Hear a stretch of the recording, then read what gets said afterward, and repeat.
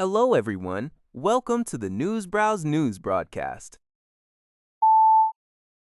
Al Jazeera reports that Israeli airstrikes have caused extensive devastation in the city of Tyre, southern Lebanon. Video footage from the region shows widespread destruction following repeated bombings by Israel. The attacks included multiple strikes, with one specifically hitting a residential building with several missiles. These strikes targeted densely populated neighborhoods that had largely been emptied prior to the attacks, after Israel issued forced displacement orders to residents in those areas.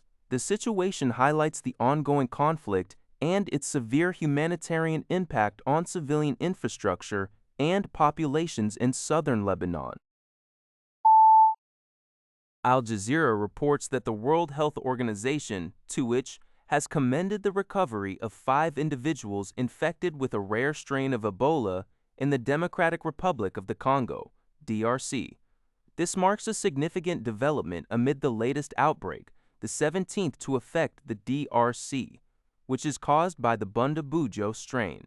Unlike the more common Ebola Zaire virus, there are currently no approved vaccines or treatments for Bundabujo, which has a fatality rate of up to 50%.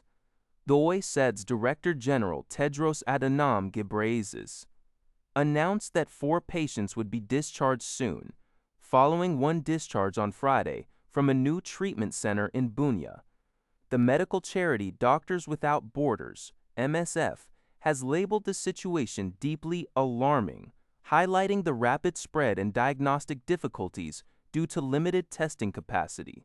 Medics are also grappling with scarce supplies, public discontent over health protocols, and the volatile presence of armed groups. Tedros has directly appealed to these groups for a ceasefire.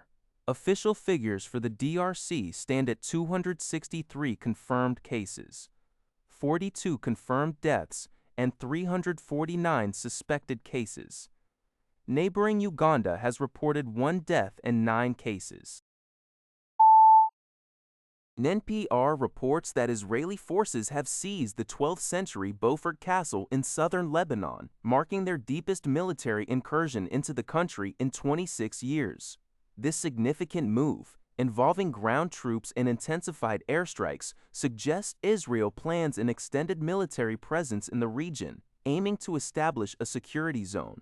The castle, a strategic hilltop site, offers a commanding view of southern Lebanon and northern Israel, and was previously occupied by Israel until 2000. Lebanon's Prime Minister Nawaf Salam has vehemently condemned the invasion, calling it a scorched earth policy and collective punishment, and demanded an immediate ceasefire and Israeli withdrawal. The conflict has displaced over 1.2 million people and resulted in the deaths of more than 3,300 Lebanese, including women and children. Despite an official U.S.-brokered ceasefire and ongoing U.S.-Iran diplomatic efforts to end the broader regional war, Israeli Prime Minister Benjamin Netanyahu has vowed to crush Hezbollah, the Iran-backed militant group, and continue striking relentlessly. Hezbollah, in turn, has stated it will not disarm while Lebanon is under attack. According to Thai Sounds, the U.S. military announced Sunday that it carried out another strike on a vessel accused of drug smuggling in the eastern Pacific on Saturday, resulting in 3 deaths. This marks the 4th airstrike by the U.S. military this week, bringing the total death toll from a series of bombing operations to 205. The U.S. Southern Command, in announcing the attack, reiterated its standard official statement, alleging the vessel was involved in drug smuggling activities and operated by a designated terrorist organization. Although no specific evidence was provided to support this claim.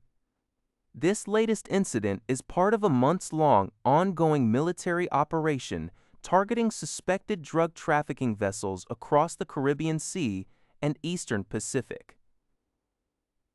The Trump administration had previously declared an armed conflict state between the United States and Latin American drug cartels, identifying them as responsible for the continuous flow of drugs into American communities.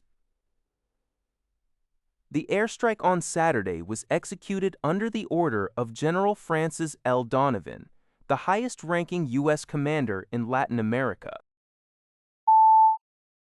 Indonesia's Ministry of Marine Affairs and Fisheries, KKP, is actively expanding fishery product export access to the Chinese market.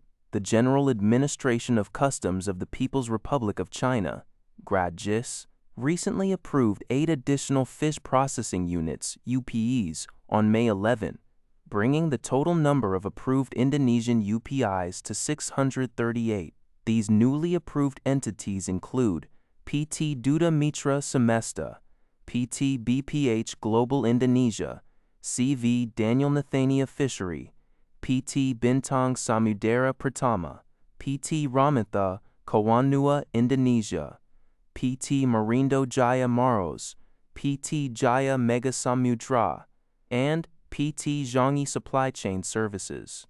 The approvals were granted through a bilateral mutual recognition arrangement, MRA, channel.